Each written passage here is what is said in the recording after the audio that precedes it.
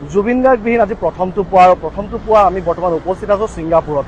এই ছিংগাপুৰৰ পৰা আচলতে সেই অপ্ৰত্যাশিত খবৰটো যোৱাকালি আহিছিল। তাৰ পাছতে আমি DY365 দল ঢপলিয়াই আহিছিলোঁ জুবিন গাৰ্গক শেষবাৰৰ বাবে এবাৰ চাবৰ বাবে, জুবিন গাৰ্গৰ শেষৰ খবৰখিনি এবাৰ পাবৰ বাবে। এই মুহূৰ্তত নৰ্থ ইষ্ট ফেষ্টিভেলৰ মূল উদ্যোক্তা আমাৰ সৈতে শ্যামকানু মহন্ত উপস্থিত আছে।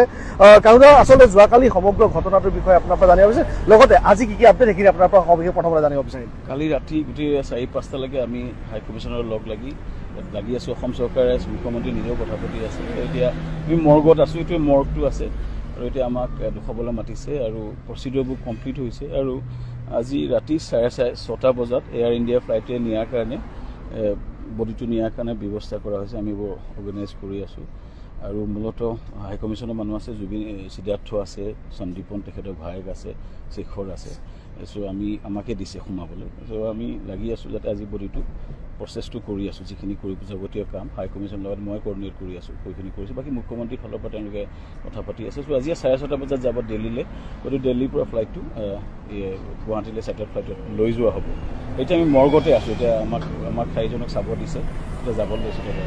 কিন্তু এটা বস্তু দেখিবলৈ পোৱা গৈছে, অসমৰ সকলোতে চৰ্চিত হৈ আছে যে শ্যামকানু মহন্তই জুবিন গাৰ্গক ছিংগাপুৰলৈ লৈ আহিছিলে, কিন্তু শ্যামকানু মহন্তই ছিংগাপুৰলৈ লৈ অহাৰ পাছত তেওঁ কোনো ধৰণৰ খবৰ নাৰাখিলে, যাৰ ফলশ্ৰুতিত এই ঘটনাটো সংঘটিত হ'ল। কি ক'ব আপুনি? প্ৰথমতে শেখৰে এতিয়া কৈছিলে শ্যামকানু মহন্তই লৈ অহা নাছিলে। একচুৱেলি আমাক জুবিন গাৰ্গে নিজে আহিব বিচাৰিছিলে। তেওঁ কৈছে মই ছিংগাপুৰ ভ্ৰমণ কৰিব বিচাৰিছোঁ আৰু এই অনুষ্ঠানটো যিহেতু আমাৰ নৰ্থ ইষ্ট ইণ্ডিয়া ফেষ্টিভেল য'তে হয় ত'তেই জুবিন গাৰ্গ যায় আৰু এই অনুষ্ঠানটো এইটো কোনো অনুষ্ঠান ইয়াত অসমৰ বিশেষ ভূমিকা নকৰে, বিশেষকৈ বাকী উত্তৰ পূবৰ ৰাজ্যবোৰ আহে।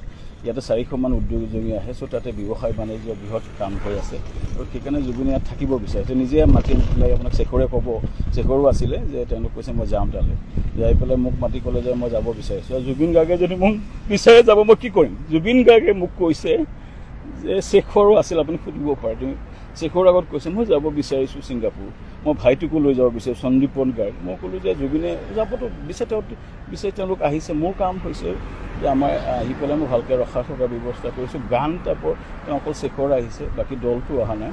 চ' আহি পেলাই তেওঁ অহাৰ পিছত আমাৰ ইয়াত অনুষ্ঠান চলি আছে, 400জন মানুহ আহিছে, উত্তৰ পূবৰ নেতৃত্ব আহিছে, বিজনেছ মিটিং চলি আছে। বিজনেছ মিটিঙৰ পাছত আমি তাতে বহি আছিলোঁ, মিটিঙত বহু উত্তৰ পূবৰ নেতৃত্ববোৰ লগত একেলগে আছিলোঁ। থাকোঁতে আমাক কথাটো গম পাই আমি বহুত দূৰত আছিলোঁ। এইখন জুবিনে নিজে ঠিক কৰিছিলে, অসম এছ'চিয়েশ্যনৰ লগত কথা পাতি তেওঁলোকে আগতে, মই নাজানিছোঁ, আমি হোটেলত ৰাখিছোঁ, আমাৰ 400 মানুহ আমি ৰাখিছোঁ। জুবিনক মই খবৰ কৰি আছোঁ, ৰাতি আমি লগ পাওঁ, একেলগে ভাত সাজ খাওঁ। কিন্তু গোটেই দিনটো মিটিং হৈ অসম সমাজে তেওঁলোকক মাতোতে তেওঁলোকে অসম সমাজে এটা য়টত লৈ গৈছিলে আৰু তেওঁলোকে ভাল ভাবিয়ে নিছিলে। জুবিনে আগতে কথা পাতি অসম সমাজৰ লগত লৈ গৈছিলে। তাত মই বা মোৰ টীমত বৃহৎ দল আছে, কোনো নাছিলে। মই এতিয়া মৰ্গত মাতিছে, মই আকৌ আহিম, মৰ্গত খাবলৈ মাতিছে। হয়, সেয়া আছিল শ্যামকানু মহন্ত। ইতিমধ্যে কৈছে যে আচলতে যোৱাকালি যি ঘটনাটো সংঘটিত হ'ল তাৰ পাছত বৰ্তমান জুবিন গাৰ্গক এই যি ছিংগাপুৰৰ জেনেৰেল হস্পিটেল তাৰ মৰ্গত বৰ্তমান ৰখা হৈছে। পৰৱৰ্তী সময়ত আমি আৰু কথা পাতিম, কি কাৰণে সেই ঘটনাটো হ'বলৈ পালে, শ্যামকানু মহন্তই সঁচাকৈ খবৰ ৰখা নাছিল নেকি, সেই সকলোবোৰ কথা পাতিম। কিন্তু বৰ্তমান সময়ত আমি ক'ব বিচাৰিছোঁ যে এই মুহূৰ্তত ছিংগাপুৰৰ জেনেৰেল হস্পিটেলৰ 9 নম্বৰ ব্লকত থকা মৰ্গত জুবিন গাৰ্গ নিস্তব্ধ নীৰৱে শুই আছে। সন্ধিয়াৰ ভাগত ইয়াৰ পৰা উৰা মাৰিব অসমৰ অভিমুখে।